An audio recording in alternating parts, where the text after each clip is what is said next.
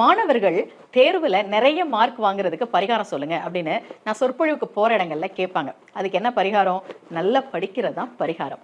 ஆனா படிப்புல முதல்ல கவனம் வரணுமே.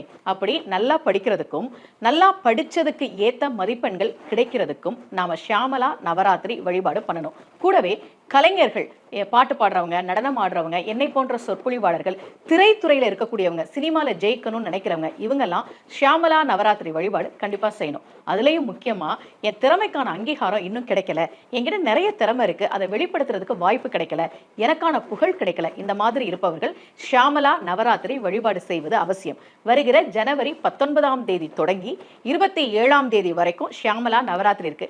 யார் இந்த ஷியாமளா? அன்னை லலிதா தேவியினுடைய மந்திரியாக இருப்பவள். போர்க்களத்தில் பண்டாசுரனை லலிதாம்பிகை வதம் செய்வதற்கு உதவியவள்.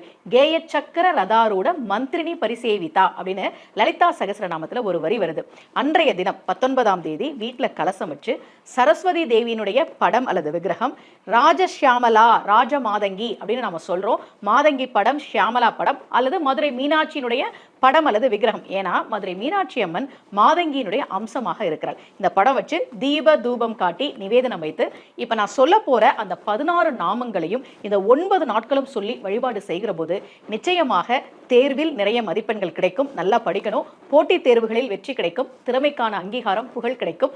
கலைஞர்களுக்கு, திரைத்துறையை சேர்ந்த நடிகர்கள், நடிகைகள், இயக்குனர் அவர்களுக்கு நல்ல புகழ் கிடைக்கும் என்பது நம்பிக்கை. இப்ப அந்த நாமங்களை சொல்றேன்.